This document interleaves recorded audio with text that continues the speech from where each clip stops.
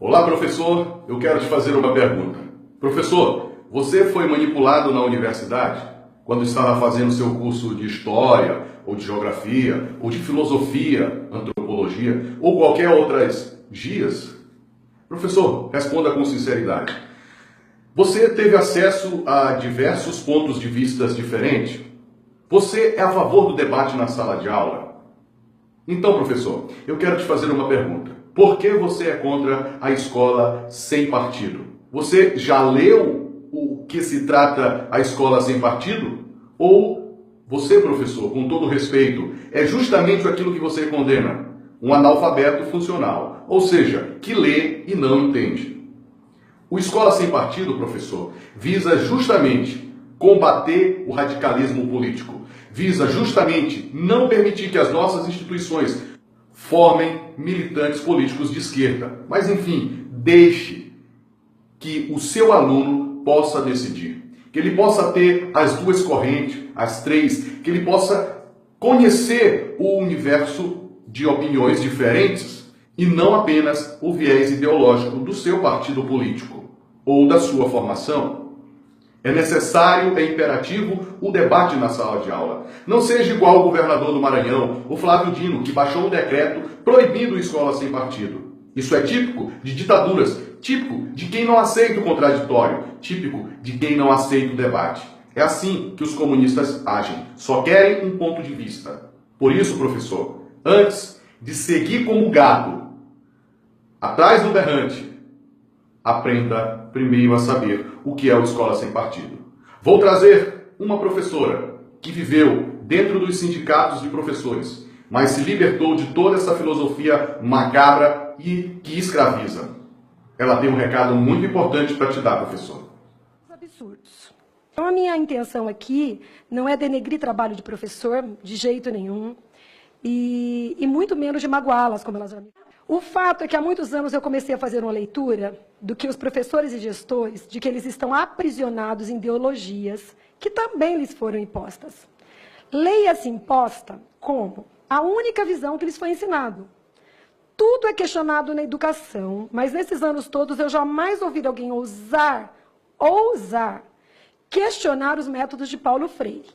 Eu comecei a lecionar em 88 e logo veio a enxurrada do construtivismo, do freirianismo, e assim nós estamos até hoje.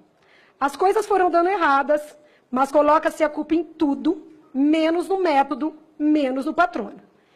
O patrono, ele é inquestionável. Durante esses anos, eu tenho visto os valores descendo ladeira abaixo e até mesmo adoecendo os professores. O fato é que ninguém sabe como lidar com isso e nem como sair disso. Não funciona, mas eles defendem o método mesmo assim. Reclamam, se escabelam, mas não atribuem o fracasso educacional aos métodos e nem ao assistencialismo exacerbado, que é outro problema, mas como se fosse uma universidade da esquerda. Então, eles se apropriaram. A minha ficha caiu que durante anos, agora eu quero que vocês se atentem muito para isso. Nós, professores, nós fomos doutrinados de todas as formas. Por textos, livros do MEC, a revista Carta Capital, eu comecei a lecionar em 88 e eu ficava muito dentro da escola. O que era oferecido para a gente ler ali, naquele tempo? Carta Capital. As piadinhas daquilo que nós não deveríamos ler. E você fica naquele processo. Através das redes sociais, conheci o projeto, li e achei providencial. Falei, um projeto que propõe debate. Puxa, vai ter um monte de gente gostando disso. Fui felizona contar para as outras colegas. Mas os sindicatos, eles já tinham se antecipado. Aí as professoras já, todas, tiveram uma reação. Mais ou menos a mesma reação. Não leia isso. Não fale disso. É uma coisa assim. Então, eu me dei conta que a gente não vivia realmente uma democracia, não vive uma democracia na educação. Eles deram o nome de lei da mordaça porque eles foram descobertos. Porque eles fazem isso. Quem são esses eles que eu estou falando para vocês? São líderes sindicais, professores doutrinadores conscientes, gestores também com essa consciência, o coletivo de educadores.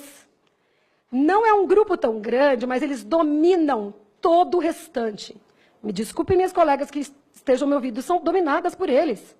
Que eu ouvi em outros debates, pela internet, alguns contrários nessa audiência, dizer que escola é lugar para liberdade, para debates. Por isso que eles estão contra o projeto. Aí eu pergunto, quantos professores vocês conhecem que apoiam o projeto? Não seria natural ter um número razoável de professores? Só eu, declaradamente apoio esse projeto em minha escola.